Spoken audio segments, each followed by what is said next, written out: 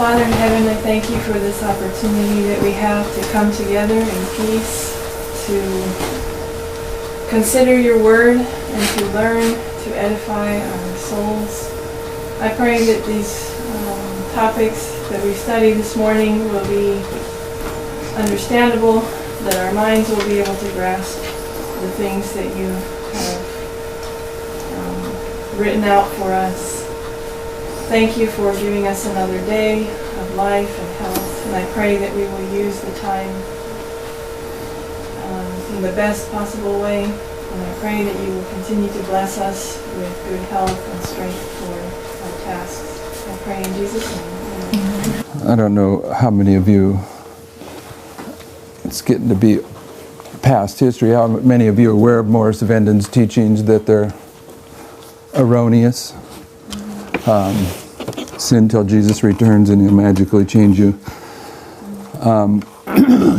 But he stayed within the Adventist structure, probably, my guess is because he was their most prolific author. He was making them a lot of money, even though he had a history of illicit relationships as a pastor, and when he got in trouble, they'd move him to another place. And Morris Venden.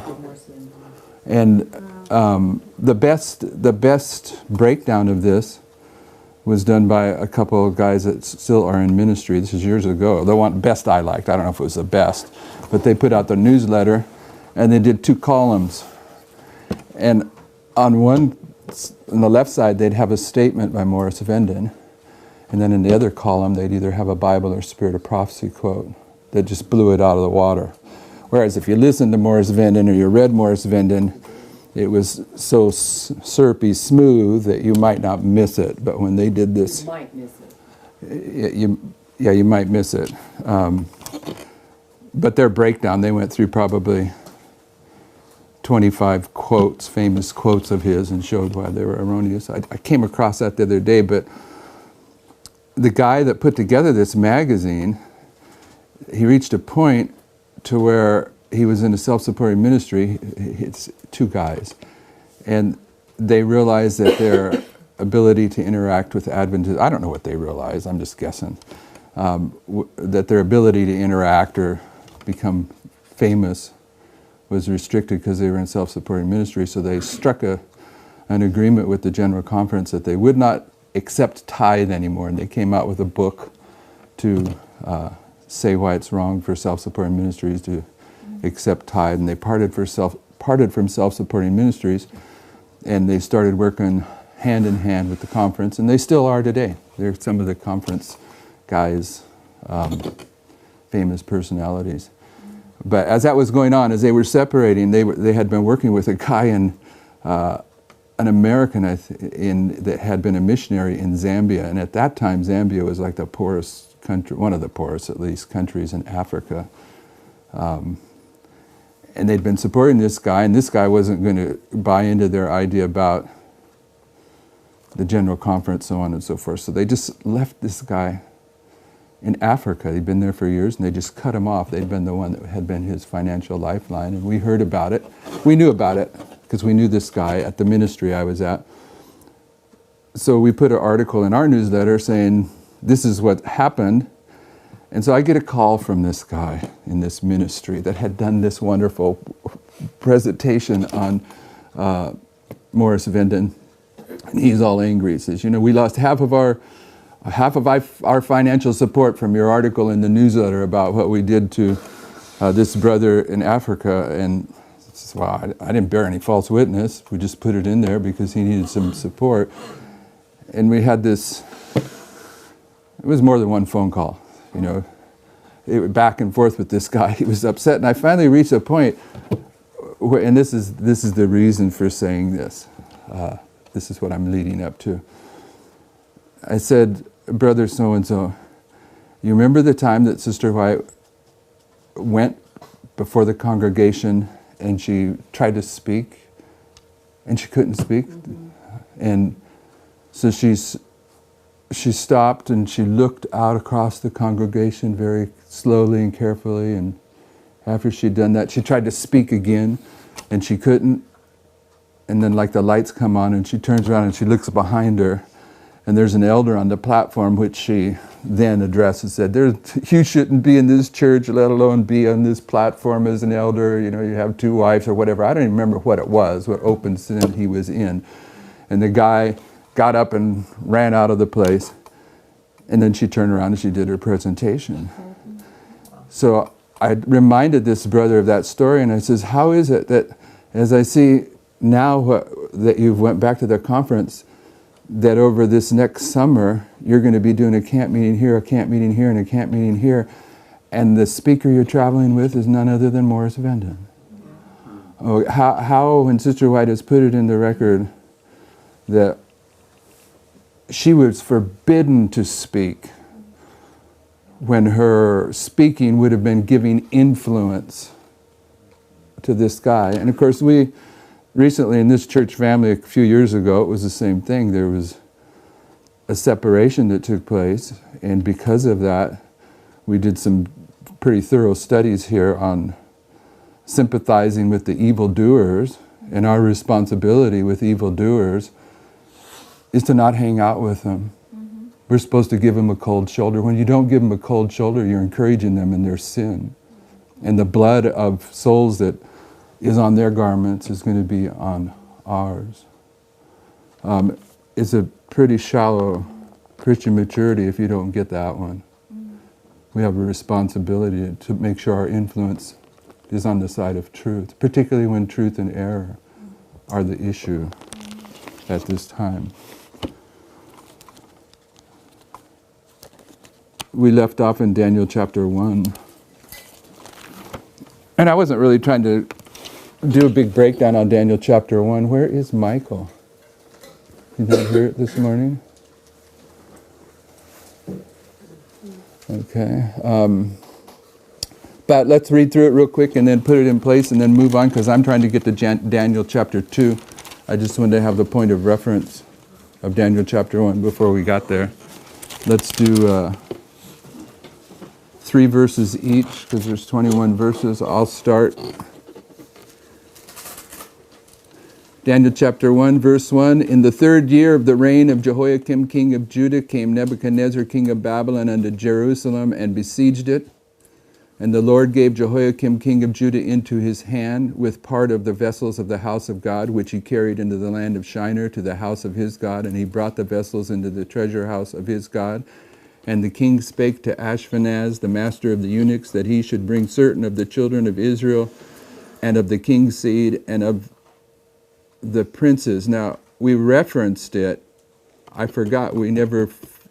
Let's stop before we read on. Let's go to Leviticus 26. We spoke of it yesterday, but we never went to it. And I don't know that everyone is up to speed in this class on this. But in Leviticus 26, in the first 13 verses, you see a blessing promised upon God's people if they keep the covenant.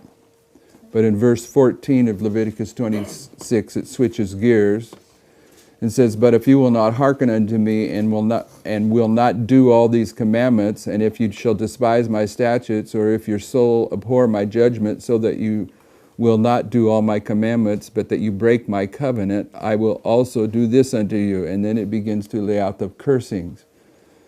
And when you get to verse 18, it says, and if you will not for all this hearken unto me, then I will punish you 7 times more for your sins. And you're going to see the expression 7 times in verse 21. And you're going to see the expression 7 times in verse 24. And in verse 28 also. So when you start in verse 18, and it says, and if you will not yet for all this is review, by the way. There is the possibility we all already know this, but we'll put it in the record if that's the case, just for the people watching on the web.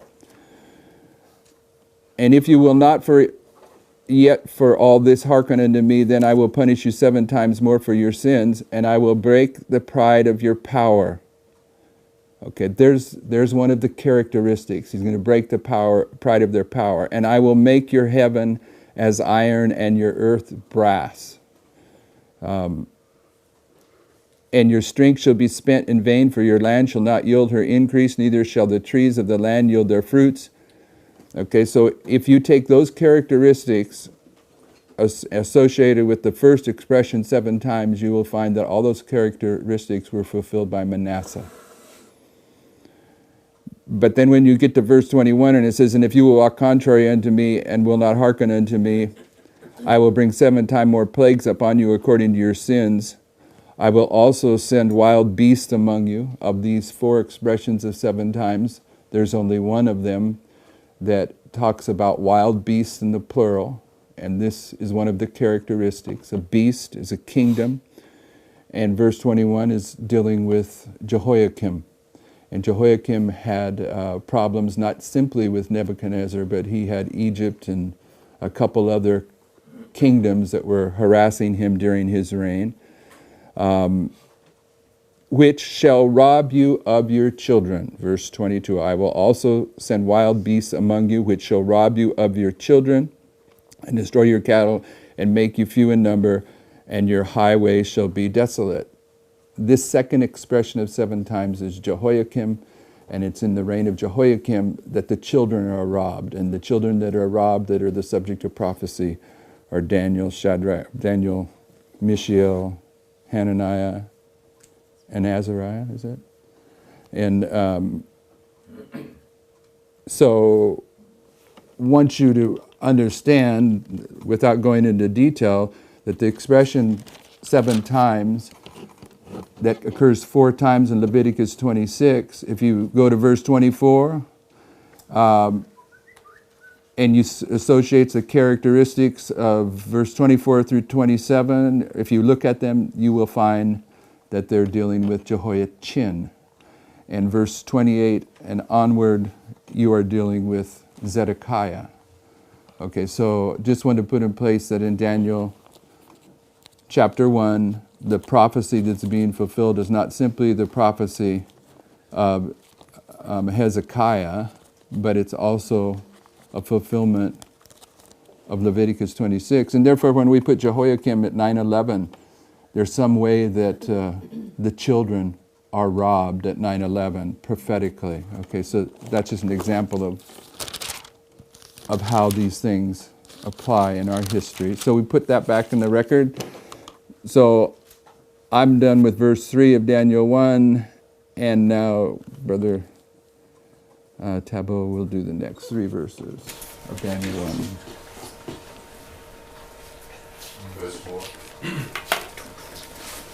Children in whom was no blemish, but well favored, and skillful in all wisdom, and cunning in knowledge, and understanding science, and such as had ability in them to stand in the king's palace, and whom they might teach the learning and tongue of the Chaldeans.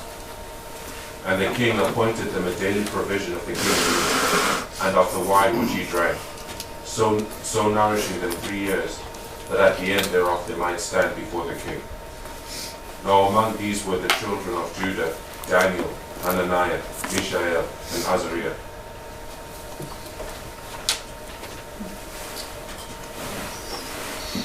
Yep.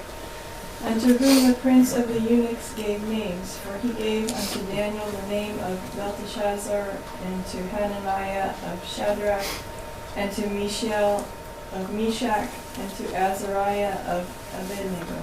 Okay, now before you read the next 2 verses, some of us didn't seem to be aware that a name change is a symbol of the covenant relationship. And I thought that was pretty standardly understood. But we may find some evidence that there's some kind of name change in a covenant here, but we haven't seen it yet. But what we have seen is a lot of these waymarks have the same characteristics. But at 9:11, when Jeremiah eats a little book, he's called by thy name, O Lord of hosts, in Jeremiah 15:16. But some people aren't aware that being called by his name change is covenant relationship. But I just point you back to the father of the covenant, Abram.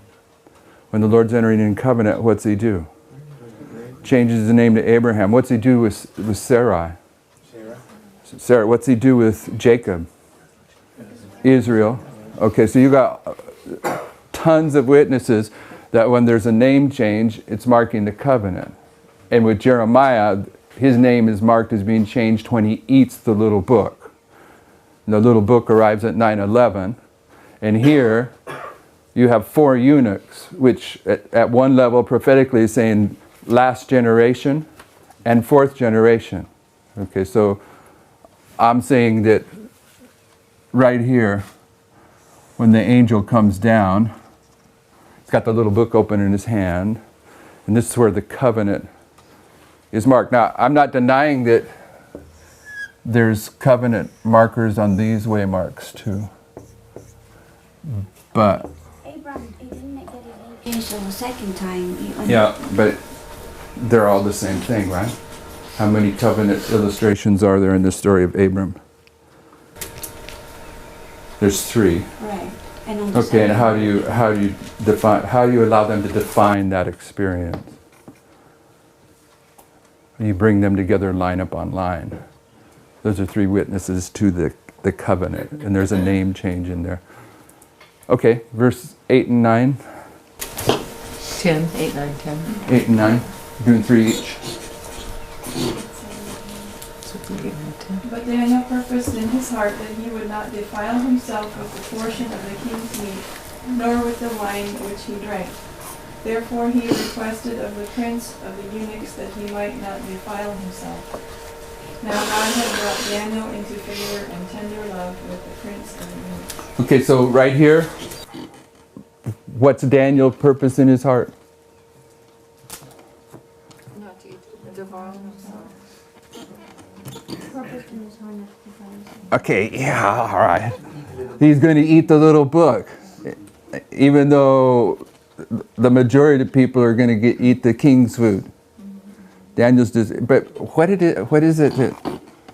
kind of favor is brought to the people that determine to eat the little book at 9/11?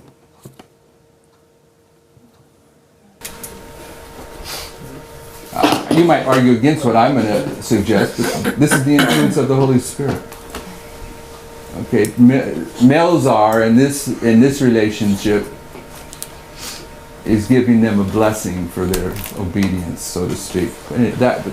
I'm not going to argue if you got a better application for Melzar's influence there, but 10, 11, 12. And the prince of the eunuchs said unto Daniel, I fear my lord the king, who had appointed your meat and your drink. For why should he see your faces worse, liking that the children which are of your sort? Then shall ye make me endanger my head to the king.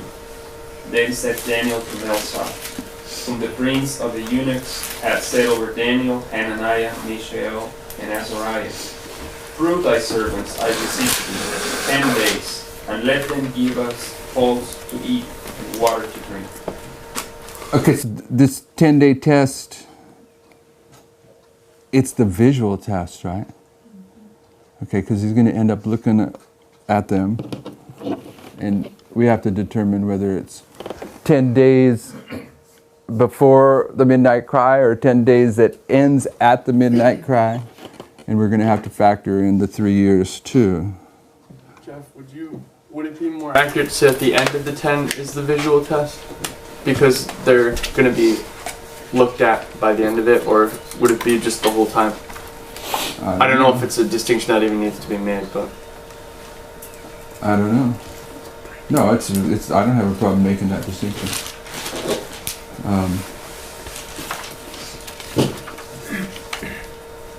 We'll deal with it as we go on. I don't know. Next. Then let our countenances be looked upon before thee, and the countenance of the children that eat of the portion of the king's meat, and as thou seest deal with thy servants. So he consented to them in this matter, and proved them 10 days. And at the end of 10 days their countenances appeared fairer and fatter in flesh than all the children which did eat a portion of the king's meat. So at least by the end of the 10 days, there's a visual test. The word countenance is the word mare and it appears 3 times. Yeah. Jeff, Melsa means master of wine or chief butler. The name, just for the record. Master of the wine. There's good wine and bad wine. Holy Spirit is the one that's distributing the good wine. And you either drink the cup of God's indignation or the cup of salvation. I think Melzar is offering them the cup of salvation. But the butler and the baker. I was just thinking the butler and the baker. Yeah. What about the butler and the baker? I can't remember which guy was the bad guy. The butler makes it, the baker doesn't. The baker doesn't make it. Okay, so the baker's the guy. Who's the Melzar now? If we're going to call Melzar a cupbearer, and that might be a little bit of a stretch, who are the cupbearers? Nehemiah. And Joseph. the butler in the story of Joseph. Not Joseph. Who else? Nehemiah. Nehemiah. Where is it? Jeremiah. Jeremiah, Nehemiah, the butler, and perhaps Melzar. The papacy drinks. Pardon me? The papacy drinks. And I was wondering who's the cupbearer and the papacy drinks. Like the blood of the saints. In Revelation 17, which is finished drinking. Did we put a cupbearer in there? She offers the wine also to the nations. So is the papacy a cupbearer? Kind of, maybe. Yeah, well, at one That'd be a level, counterfeit, yeah.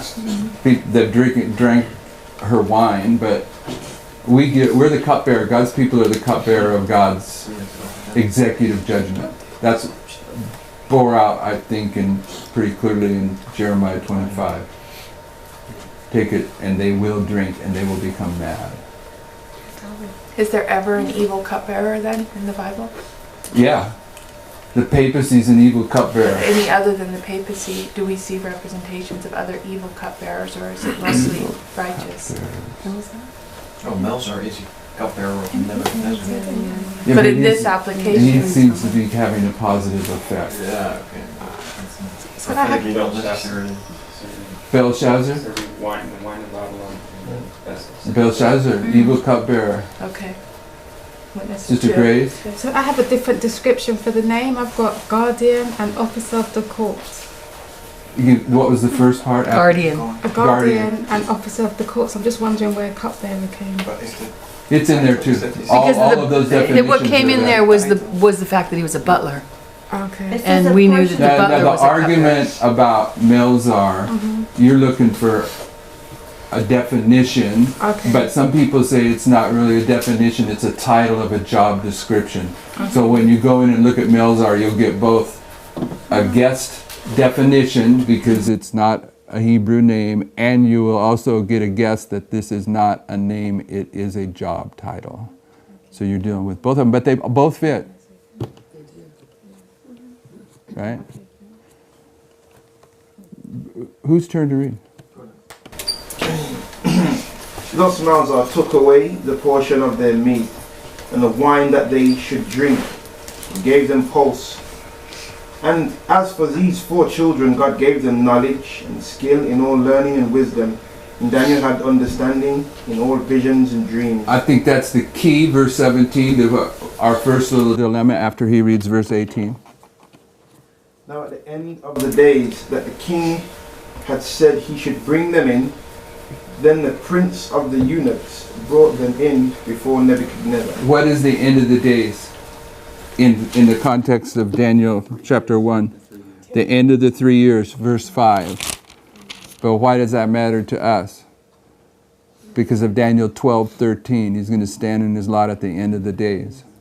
Okay, so it gives you justification for putting the end of the 3 years where the door closes. But verse 17, Brother Tyler, what do you want to say? Would verse 17, well, you're about to mention it, so I won't. Go ahead. Would it be the restoration of the gifts? You know, I think so. You know what he's talking about? what he's arguing is that the 10 days go here, and it brings you to the midnight cry. Because it's here in verse 17 that they're given all knowledge in the Bible, and we have several witnesses that it's at the midnight cry where the spirit of prophecy is restored and where the priests are given a parallel experience that Sister White had in 1846, roughly, in that history, between 1844 and 50. You see her mind being freed up. You can almost make the case down here, but it's in the middle way mark. And by the way, are you familiar with this, Kola? 1846? This history here? No. Okay, from 1844, the Great Disappointment, to 1850. 50 is a symbol of the Sunday law, okay, Pentecost. And here on 1844, a mighty angel comes down. It's the third angel arrives. And there, in the middle of this history, you have three things that happened in 1846. What are they? They start keeping the Sabbath, which is a symbol of the covenant. They got married, which is a symbol of the covenant. And what happens to Ellen White's name? Name change. Covenant. So a name change is a symbol of the covenant. But in here, and I know we've all, Sister Heather has a nice presentation on that where we try to nail down where her mind is freed up. Yeah, it's in 49, but it depends on how you relate to the statements. It's kind of squishy, but it's in the middle there. Her mind is freed up where he had put a block up on it, like he did with who else?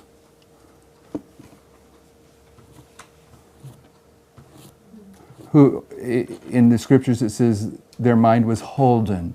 Who? The disciples. The disciples. To walk to Emmaus. Emmaus. Okay, their mind is holden, and then he removes his hand from the charts, and they can see the mistake. Okay, that type of history. Verse, who's next? Jeff? Yes. Where is the end of the 3 years mark? We haven't just determined that, but I'm saying it's right here. And I'm saying because that's the end of the days. And the end of the days in Daniel 12:13, Daniel's standing in his lot, and that can mean more than one thing, but primarily Sister White uses it as judgment. Like when the 120 years when Moses lives and he dies, we mark at the midnight cry, but also at the Sunday law. Could this be the same with the 3 years? Yeah, no doubt. If we find 10 days here and then this is the 3 years, once that's in place, then you have the prophetic justification putting the 3 years here, and then the 10 days are going to be right down here somewhere. But we're just doing the big picture at this point, right? Or the 10 days could be the binding off then? The 10 days can be the binding off. Why? How? Because they don't defile themselves with the king's meat, and we mark at 10 in the binding off period. Oh, yeah. Yeah, but how do you get to the binding off period? Okay, I see. It's then that they are 10 times wiser, probably, before they go. There'd be 10 times wiser down here. I'm just saying when we do it in a fractal, and they meet the king in the midnight cry, and we have the number 10 in the binding off before the midnight cry. So you're saying the 10 takes you to the binding off. Is And that then- what you're saying? Yeah, and then we have another 10 Okay, so that in the it's binding not. off. Then the 10 wouldn't be the binding off. That's what you said. That's what stirred me. You're saying the 10 would take you to midnight. Yeah, and then they are 10 times wiser, which would be the binding off. That way you're applying the 3 years and the 10 days as simultaneous or parallel histories. One is a period, the other one is a point in time. I don't know.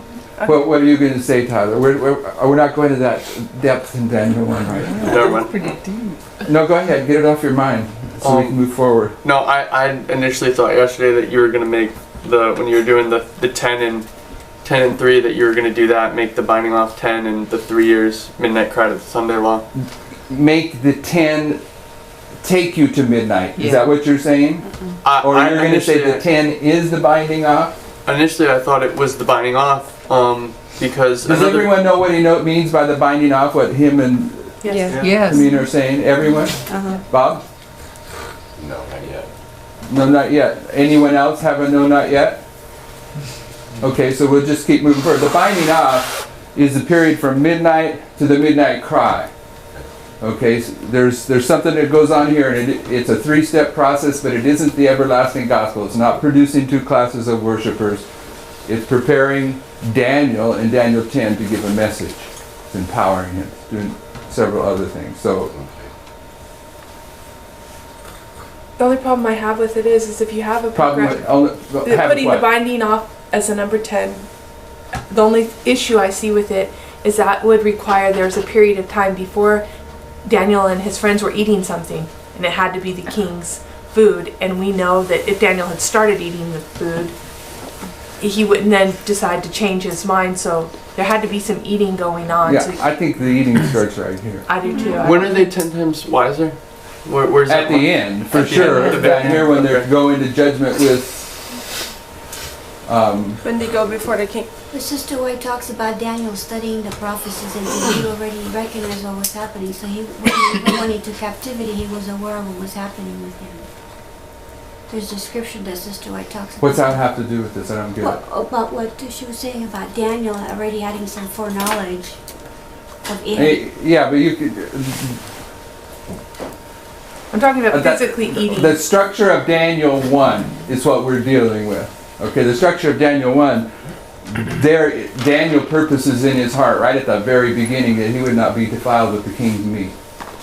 And it's, you got the 4 eunuchs, 4th generation, plugging it in there, and then they have a 10-day test, wherever it takes you to. I think the only way you can show the whole progression is if you can prove that the 10 days takes you to the binding off, and then they're 10 times stronger at that point, or wiser. But I don't know how you would prove that. But that's because that's a valid point about the food. So you have to be able to show those the 10 times wiser. From here to the midnight cry, forget midnight. From here to the midnight cry, do we have any 10s? Yes. What? Nabal's 10 men. Oh yeah, that's right. That sort of takes you to midnight. No, Nabal's 10 men. Or not Nabal's. David's. David's 10 men, sorry. And it takes you to here. But we know when you look at the midnight cry that it can be expanded out to midnight, the midnight cry. Do we have a 10 over here? Mm-hmm. Persecution from Smyrna. 10 years. The 10 days in the upper room. The 10 days in the upper room, that would make this 40. Do we have a 40 in here? Yeah, 40 days Jesus. Okay, and then 10. You have Nabal having a stroke, I assume, here, and he doesn't die until 10 days later. So in So the that you bigger got picture, 10 the 10 plugged goes in here. between 9/11 and the Sunday law, correct? Pardon me? So in the big picture, in the not the fractal level, the 9/11 to the Sunday law is where the 10 is placed? Perhaps. That's what we're dealing with. That's what I'm saying. I'm saying you can, it seems logical to put this as 10 days, but this as 3 years. But as I said, my main purpose here isn't to dead end Daniel 1, but to show that Daniel in Daniel 1 is at 9/11. Okay. And that's pretty clear, even though we haven't solved it. This may be solved. This 3 years may take us to here. We have reason. He's standing in his lot at the end of the days. In this 10 days, maybe it isn't addressing the binding off. It's just addressing the midnight cry. We have 3 more verses, right?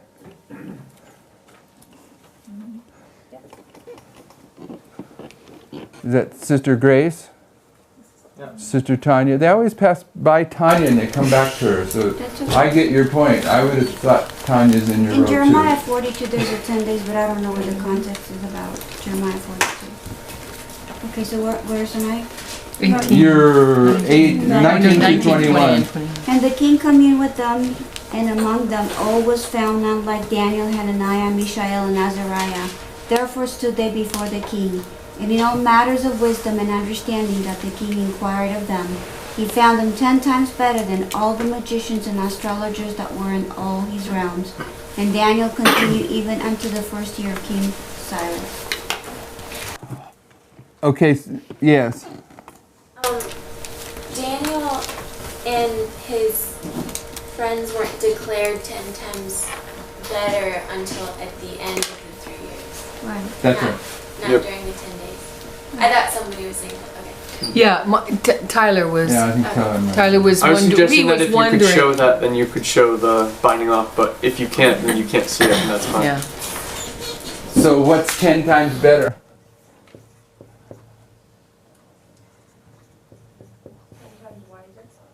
Well, wiser, but I mean, where's a second witness to that characteristic here for the 144,000? They shine 10 times brighter. Jules and William I don't Miller's know where second it is. dream. Oh, yes. The moon shines like the sun 10 times brighter. That's Isaiah 30. Okay, Isaiah 30, William Miller's second dream. William Miller's second dream. The jewels. You get here to the jewels, they're totally Brighter. restored. They're 10 times brighter. When is that? It's when they're all back in the casket or in the. It's at the end of Sunday night. Is it at the Sunday night? When he wakes up, no, there, 1989. It's gonna be, if it's I don't true, think it's the binding it's gonna off. probably be before that.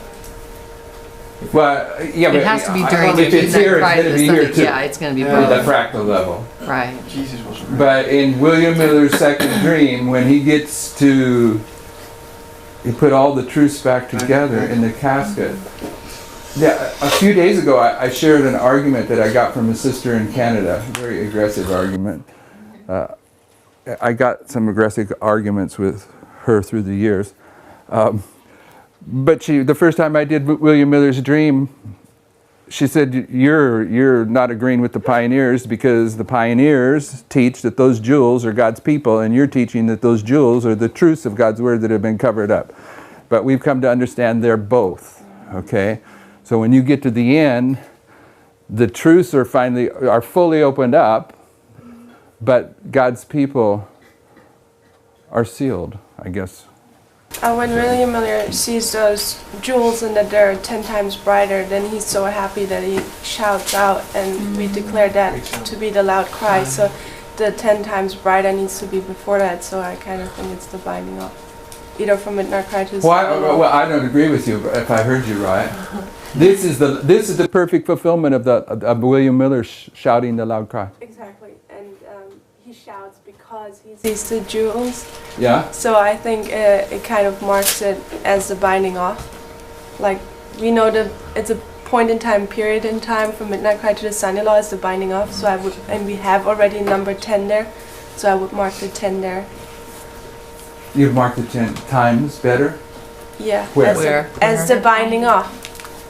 Either from Midnight Cry to the Son-in-Law, this big period, or the small period before the Midnight Cry.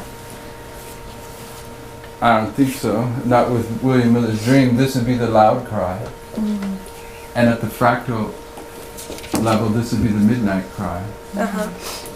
But doesn't he, because he sees the jewels, cry out? He doesn't cry out and then sees the jewels.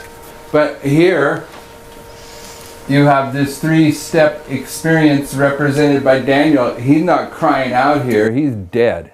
He falls in the dust as one that's dead, and the Lord has to lift him up. So when he gets to the midnight cry, he's prepared to give this message. So, but you're putting it back here.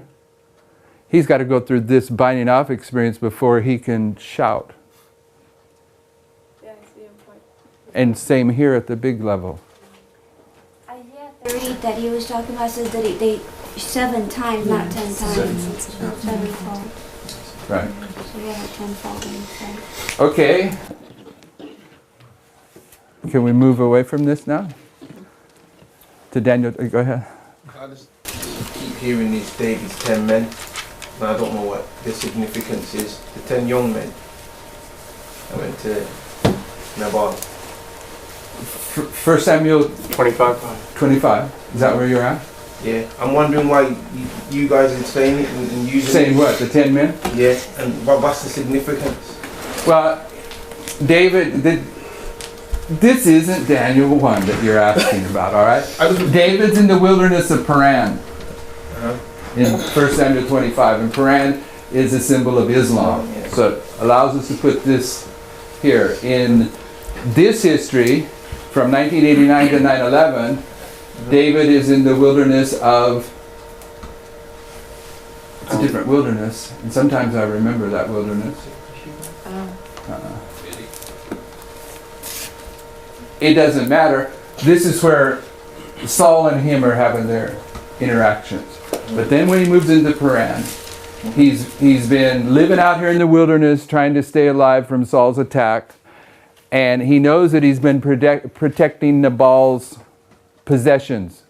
So he sends 10 men to Nabal from here, from the wilderness of Paran, to Nabal, who is here. Where is Nabal? Carmel. Which Carmel is it? Carmel, Two the town. Carmels. This is the city of Carmel. What other Carmel is there? Mountain.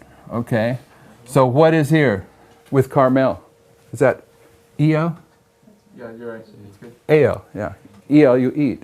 You don't eat if you're an Adventist. Carmel, right? But it's a different thing. So what's the Carmel here? If you got a city and a mountain, church and state. So church and state is marked here. Okay, so Nabal is here. 10 men are sent to say to Nabal, support me in the wilderness of En-Gedi.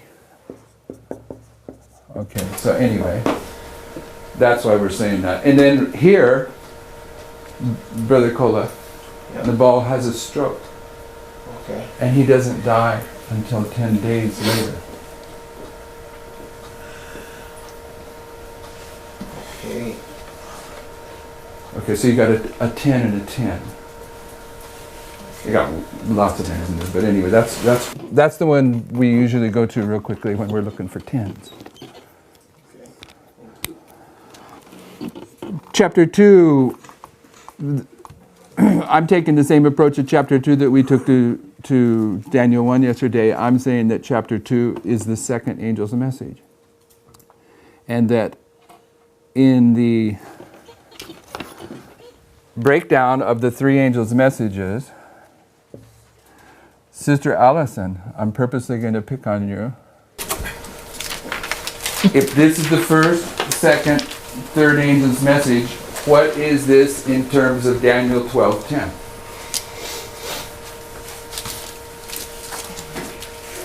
Don't whisper at her. That was nice.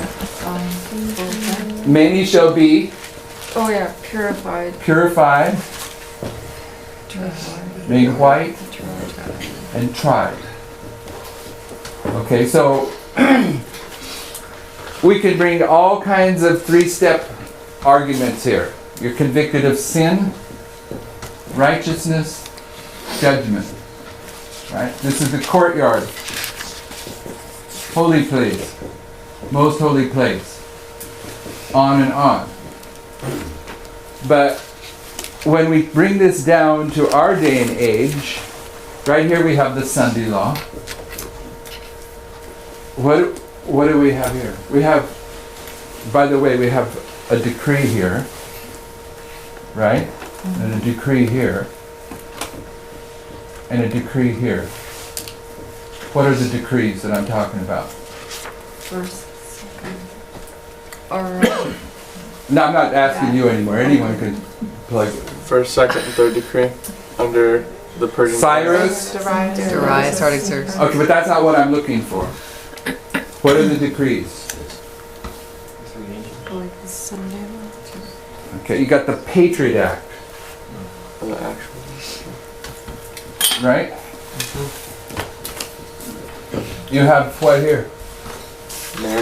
The first Sunday law. It's not the Sunday law that fulfills Revelation 13:11.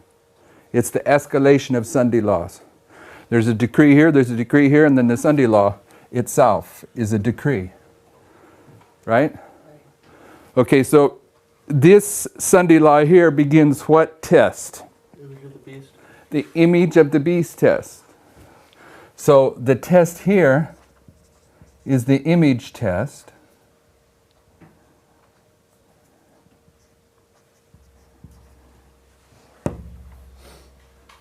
And Daniel chapter 2 is about what? It's about an image. This image. Okay, so you got the image test here, and who only, we haven't read Daniel 2, but who only is able to solve this mystery for Nebuchadnezzar? Why? Yeah, okay, the God of heaven. He's Daniel, Shadrach, Meshach, and Abednego. They come together. They press together, do they not, when they hear about this crisis? But why is it that the other wise men cannot solve it for Nebuchadnezzar? Because of their actions they took previous to it. And in early writings, page 259, how would that be expressed? There's 2 paragraphs. One says, those that rejected the message of John the Baptist could not be benefited by the teachings of Jesus. Those that rejected the first angel's message could not be benefited by the second. Okay, so these unrighteous wise men from Daniel chapter 1, they do not have the ability to pass the second test, the image test, because they failed the first test. They didn't eat the seeds. They didn't eat the correct food. They ate what kind of food? Who's the king? False doctrine. Babylon.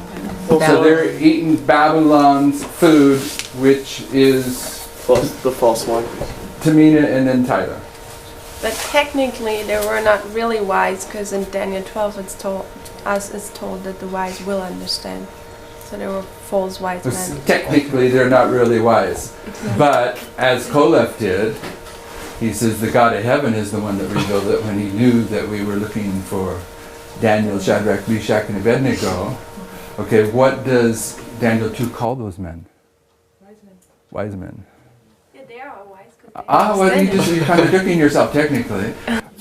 Brother Tyler. I have a question. You okay? Yep. Okay, so what is the image? It's the visual test.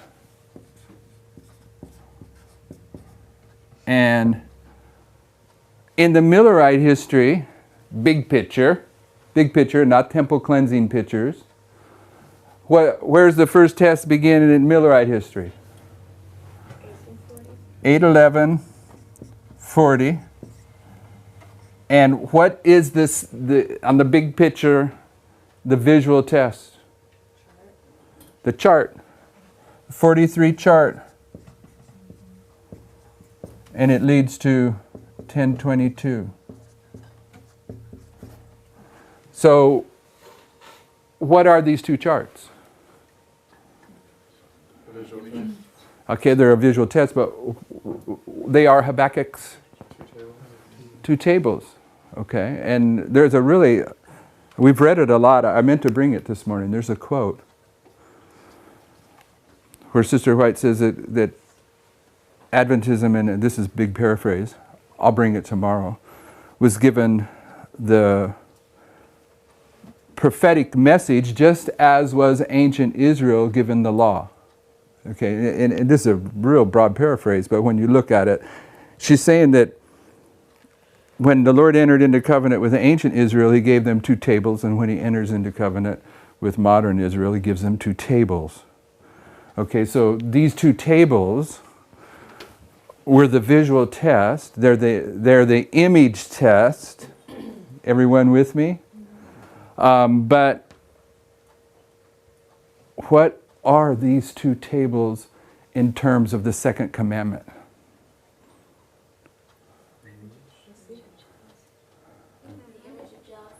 The image of jealousy. In Ezekiel chapter 8, how many abominations are there? 4. What's the second one? Image of jealousy. What are all 4 of those abominations? First one. Secret chambers. What, I'm dealing with the image of jealousy. I'm kicking some thoughts around. But what, and I lost my thought now, what are all 4 of the abominations? They're counterfeits. Aren't they all a counterfeit of true religion?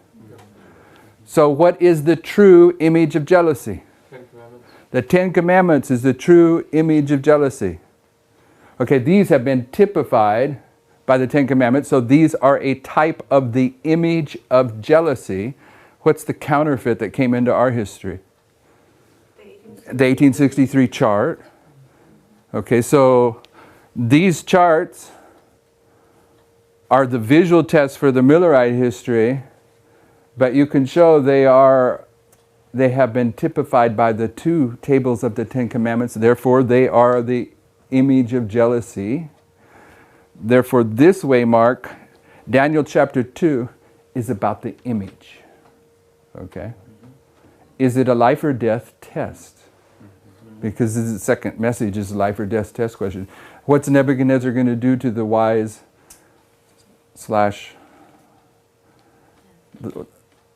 to those people that can't answer his dream?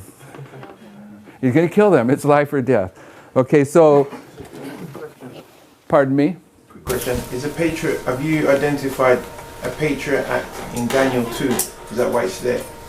No, all I was wanting everyone to see is that each one of these waymarks have their own characteristics connected with them, and they become interchangeable. The Darius's decree is typifying this decree.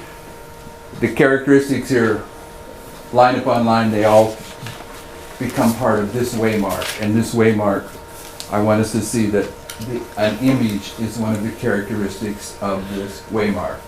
This allows us to see the image in Daniel 2 is showing us that this is second waymark. Okay, so I'm thinking you have the Patriot Act there because maybe there was one in Daniel 1 and then Daniel 2 was the image. Is that not happening? Is there a decree in Daniel 1 that would typify the Patriot Act? We get that from Esther. Yeah, you get it from other places, but it doesn't mean that there might not be one in Daniel 1. What would it be though? The king desired for them to eat a certain portion of the meat. That basically was the test that came upon all the 4 young men. It would be verse 5 if it was. And the king appointed them a daily provision of king's meat. That's probably it. Because here is where the Seventh-day Adventist Church is saying if you're going to be an employee, you have to eat devil's food. You have to be trained in spiritual formation. Okay, so that we've never marked that before, but And Melzar was afraid for his life. yeah, to go against that. Yeah, that means there was something powerful enough that it would kill him. Okay, so Daniel 1:5, Patriot Act. Pardon me? It starts in verse 3 though. Yeah, it starts in verse 3.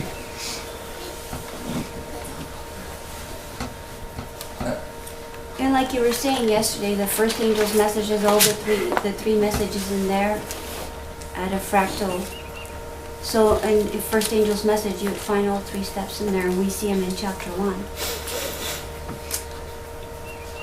Yeah. Patriot Act. End of the days are tried. And the visual. It's like this. Verses 3 and 4 is paralleling when Ahasuerus brings in the virgins. The king here in Daniel is bringing in children whom was not blemished. Mm-hmm. If you're looking for It's a gathering. Yeah. So 3 and 4 is the gathering. Maybe we won't get out of Daniel 1, which is all right if this is the Lord's will. This is the gathering, and you're saying this is the gathering of the virgins in the story of Esther. And there's a decree for those virgins To be to get together. Because it has had an ability in them to stand in the king's palace. Then the 10 days of Daniel would be equal to the 12 months or the whole year where the virgin had to go to preparation before they could come in front of the king. Okay, let's go back to Daniel 2. All right, we want to at least put Daniel 2 in place here. So in Daniel 2, we've been, touching things for several weeks about Daniel 2, but I'm saying that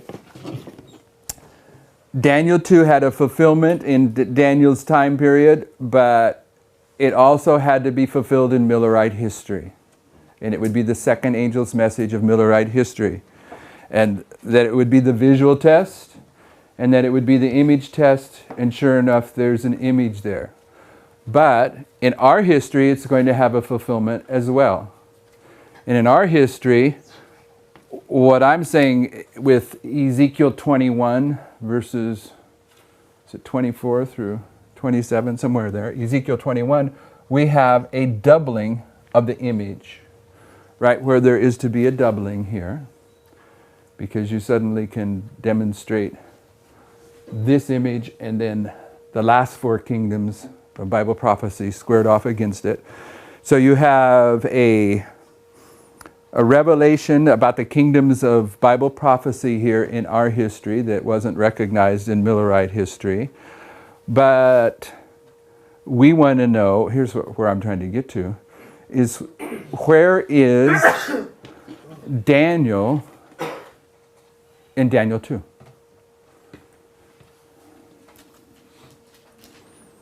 If we're going to mark Daniel 2, let's mark Daniel 2 over here. What's the story of Daniel 2? The king has a dream. The king has a dream. He's asleep. Should we read Daniel 2? All right, that is a lot of verses. It's 49 verses. So that would be 7 times 7 is 49. Whose turn to read? 7 times 7. It's 49. So we're not doing nothing prophetic. We're just dividing the chapter into verses for reading. So 7 verses? Sure. Okay. And in the second year of the reign of Nebuchadnezzar, Nebuchadnezzar dreamed dreams wherewith his spirit was troubled and his sleep brake from him. Okay, so it wasn't happy dreams, was it? He's troubled by them. Okay.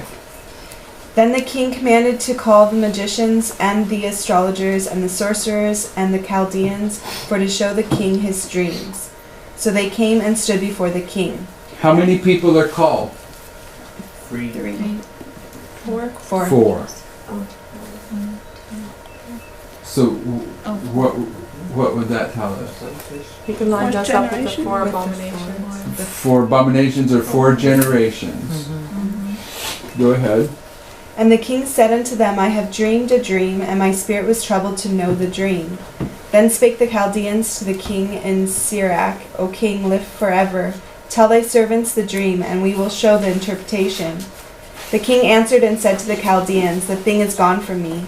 If ye will not make known unto me the dream, with the interpretation thereof, ye shall be cut in pieces, and your houses shall be made a dunghill.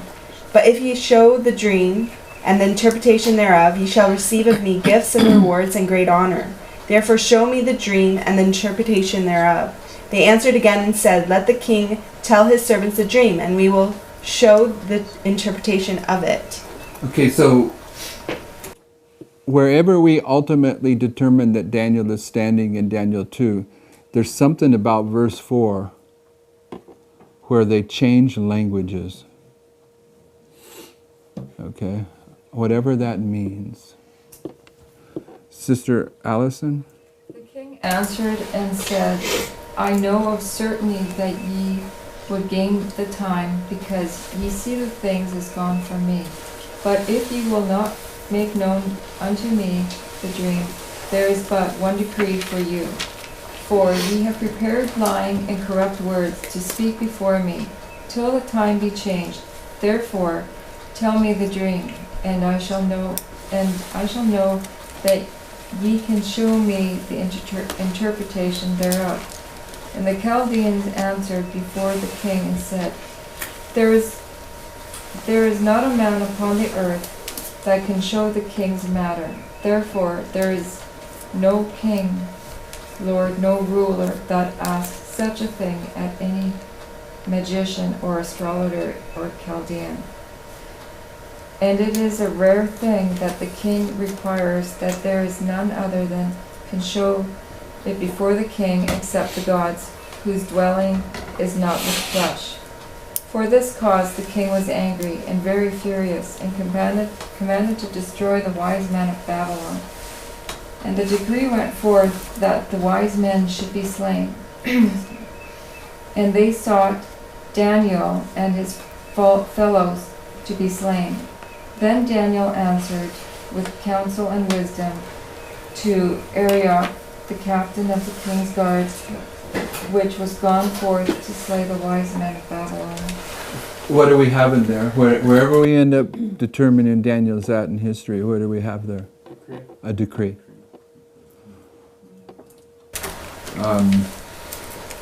Verse 15. He answered and said to Arioch the king's captain, Why is the decree so hasty from the king? Then Arioch made the thing known to Daniel. And Daniel went in and desired of the king that he would give him time, and he would show the king the interpretation. Then Daniel went to his house and made the thing known to Hananiah, Mishael, and Azariah, his companions, that they would desire mercy of God of heaven concerning this secret, that Daniel and his fellows should not perish with the rest of the wise men of Babylon. Then was the secret revealed unto Daniel in a night vision. And Daniel blessed the God of heaven. Daniel answered and said, Blessed be the name of God forever and ever, for wisdom and might are his. And he changeth the times and seasons. He removeth kings and setteth up kings. He giveth wisdom unto the wise, and knowledge to them that know knowledge, know understanding. Sister Pam? Oh, yeah. He revealeth the deep and secret things. He knoweth what is in the darkness, and the light dwelleth with him. I thank thee and praise thee, O thou God of my fathers, who hast given me wisdom and might, and hast made known unto me now what we desire of thee, for thou hast now made known unto us the king's matter. Therefore Daniel went into Arioch, whom the king had ordained to destroy the wise men of Babylon. He went and said thus unto him, Destroy not the wise men of Babylon. Bring me in before the king, and I will show unto the king the interpretation.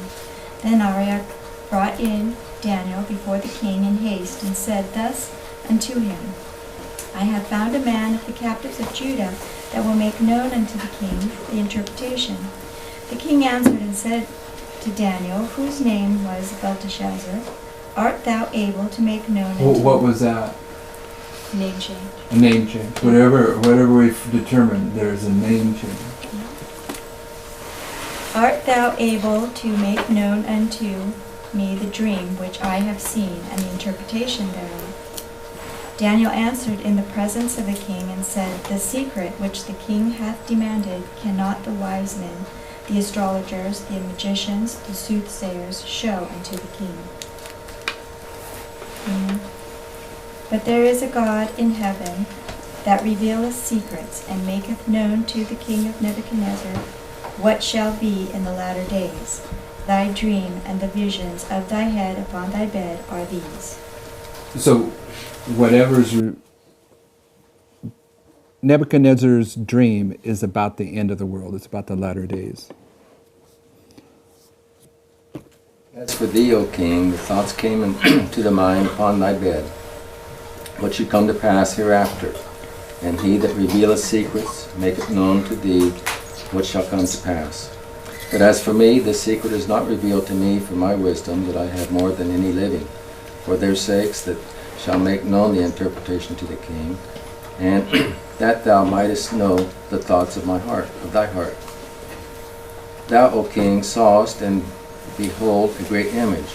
This great image, whose brightness was excellent, stood before thee, and the form thereof was terrible.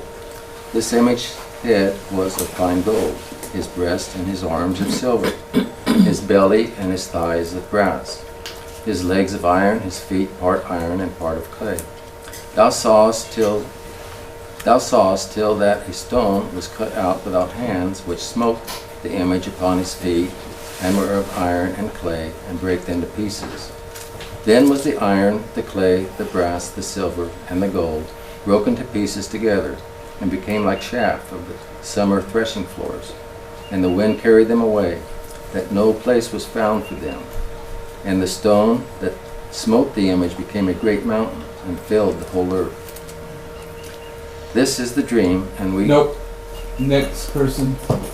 This is the dream, and we will tell the interpretation thereof before the king. Thou, king, art the king of kings, for the God of heaven hath given thee a kingdom, power and strength and glory.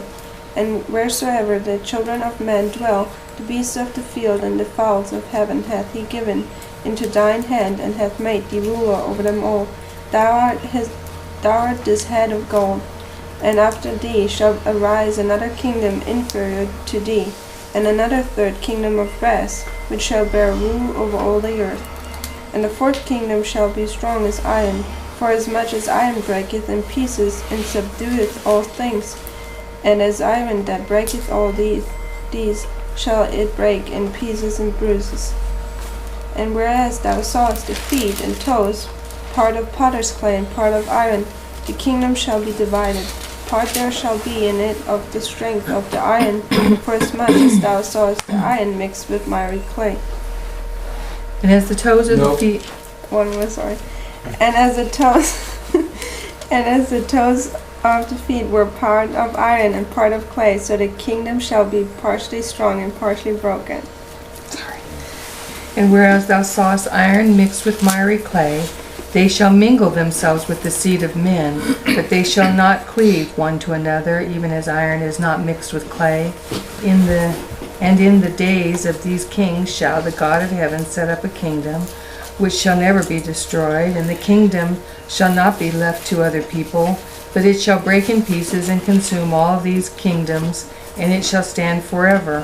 For as much as thou sawest that the stone was cut out of the mountain without hands, and that it brake in pieces the iron, the brass, the clay, the silver, and the gold, the great God hath made known to the king what shall come to pass hereafter, and the dream is certain, and the interpretation thereof sure.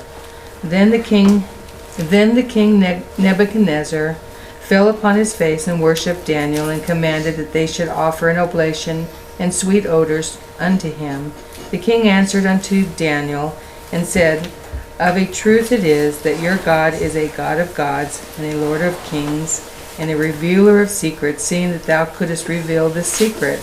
Then the king made Daniel a great man, and gave him many gifts, and made him ruler over the whole province of Babylon, and chief of the governors over the wise men of Babylon. Then Daniel requested of the king, and he set Shadrach, Meshach, and Abednego over the affairs of the province of Babylon. But Daniel sat in the gate of the king.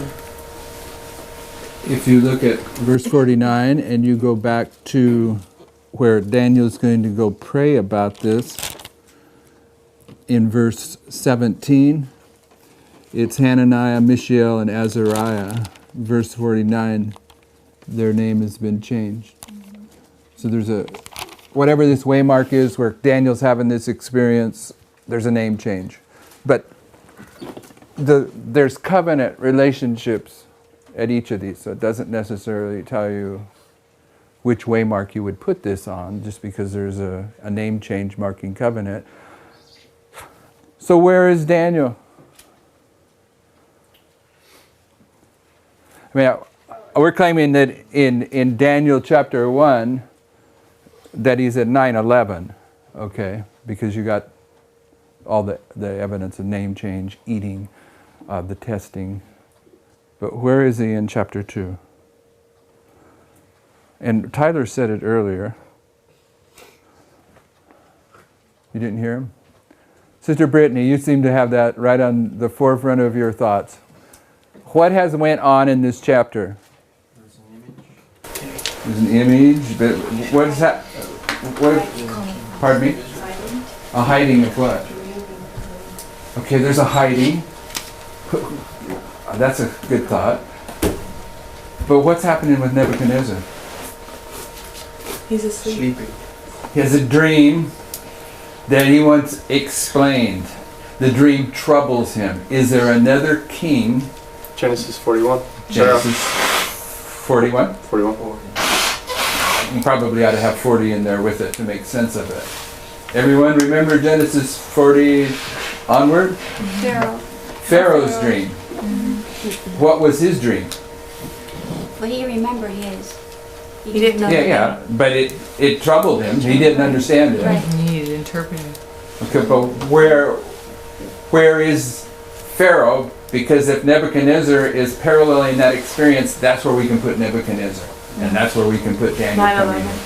9/11. Why is Pharaoh at 9/11? It's the second full year of his reign.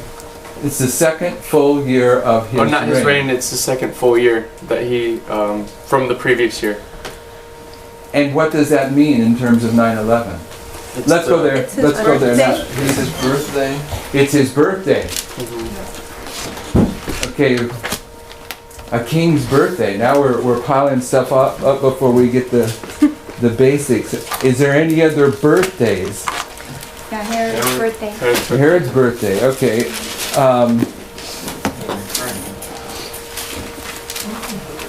Where are we going? We're in Genesis 41, but in reality, you have to have the history of Genesis 40 to make, to put it in context. So, but we can just express the history of verse 40, probably. Everyone remember Genesis 40? Yeah. Okay, who has a willingness to give us a brief but concise overview of it?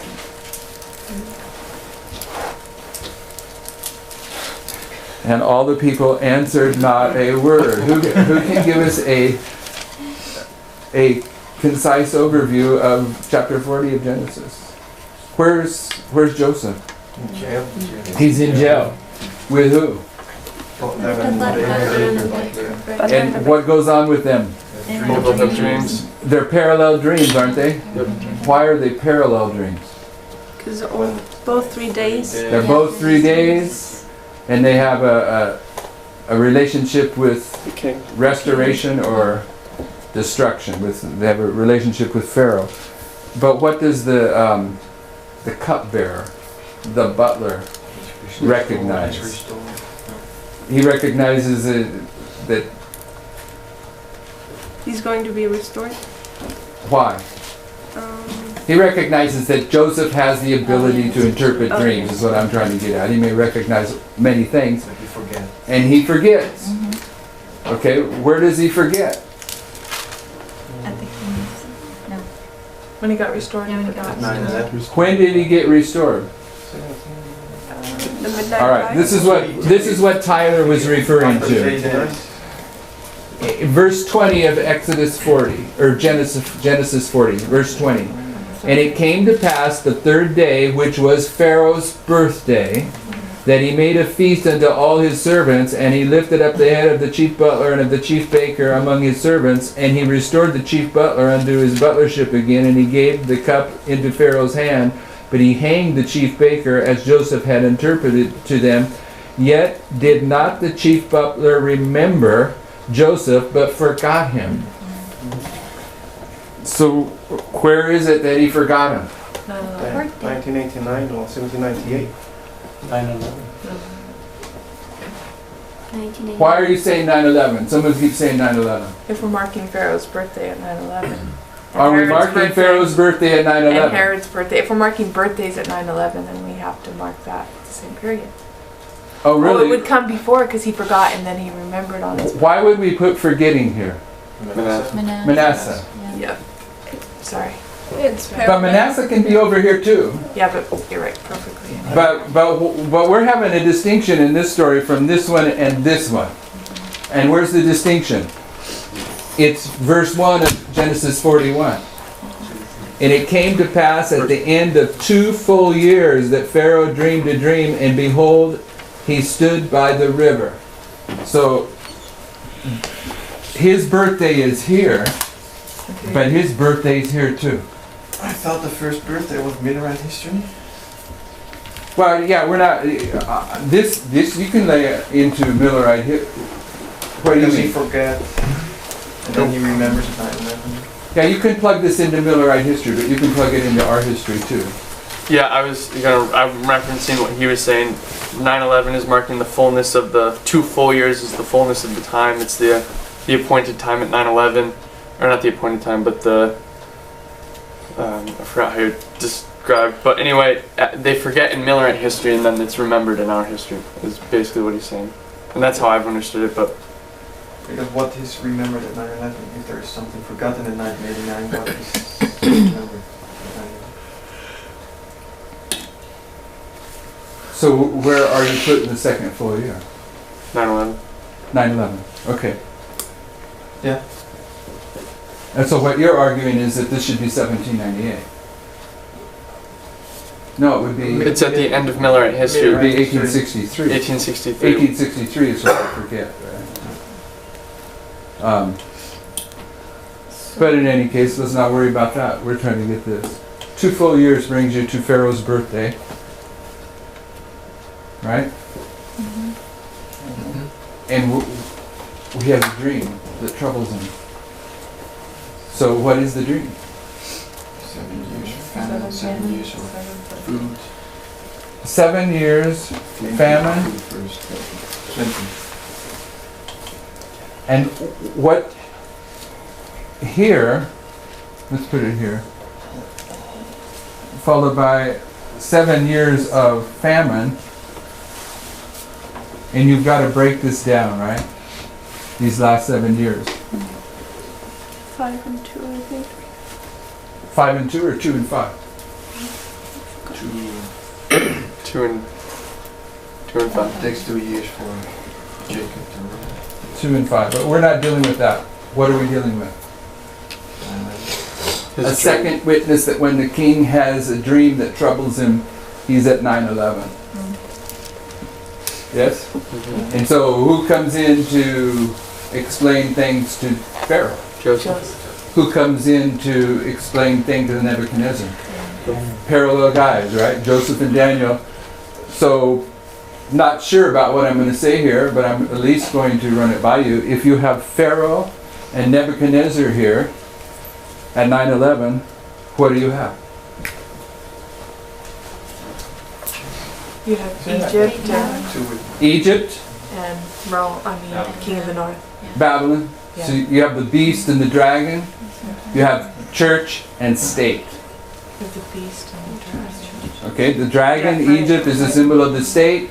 The king of the north, symbol of the church. The apostate church and apostate state. But you got 2 witnesses here that Daniel is coming into who? Nebuchadnezzar at 9/11. And what is he opening up to him? The dream. What do you guys got going on? Must be the birthday. Birthday. Okay. Thank you.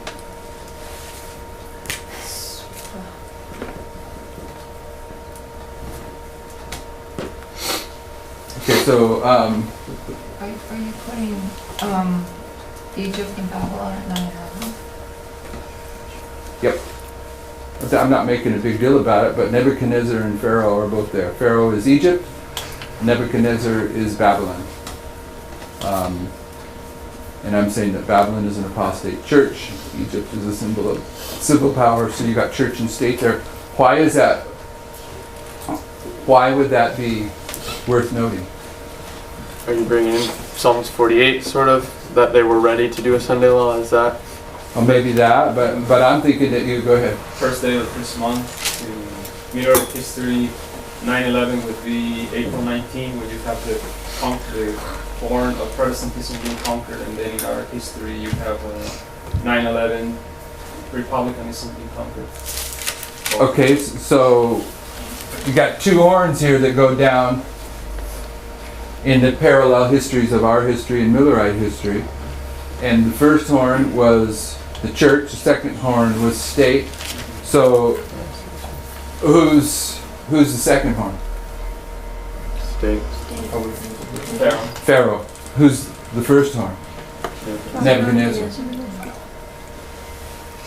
I'd like to make an observation. In verse 35 of Daniel 2, there's a description of how the image is going to be broken down in pieces.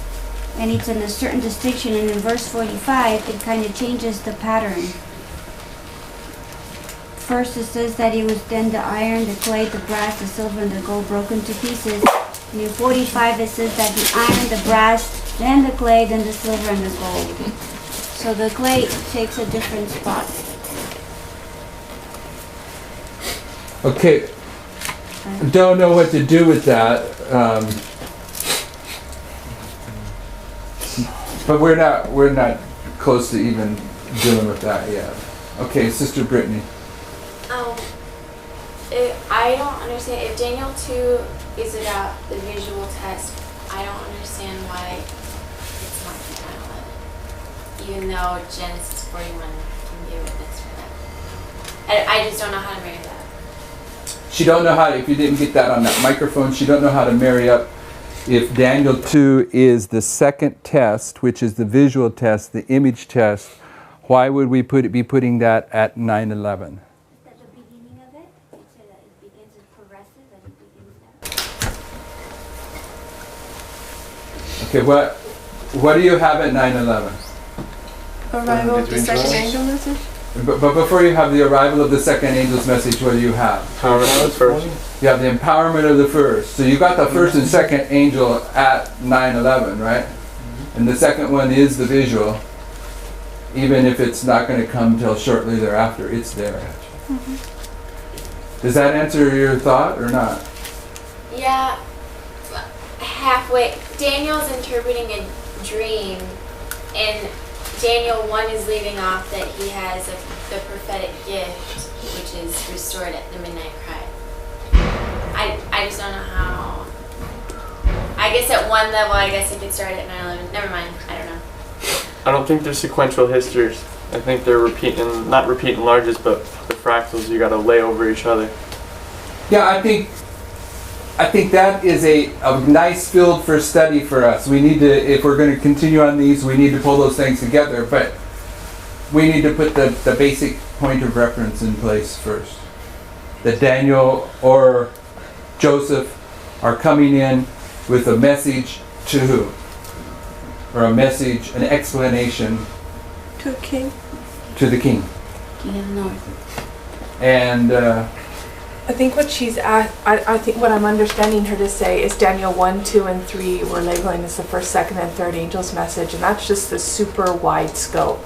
But then when you go directly into Daniel 2 and start breaking it down, it can lay on different reform lines in different ways. Just the hugest, broadest perspective is 1, 2, 3.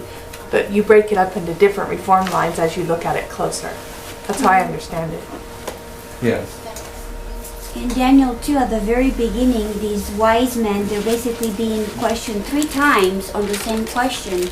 They're being tested by Nebuchadnezzar for them to explain the dream.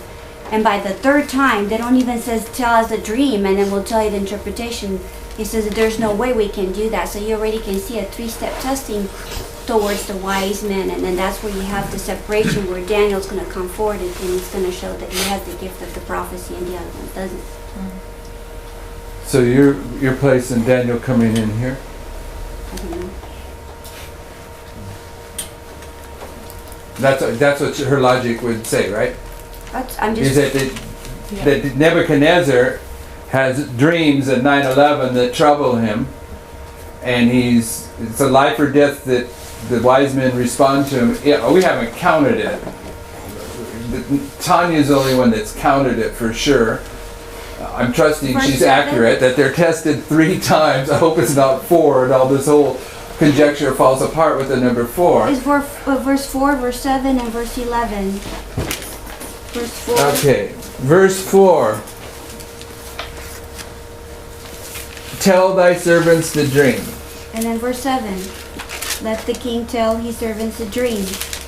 And then on 11, when they're finally attending 11, it says there's not a man upon the earth that can show the kings the matter.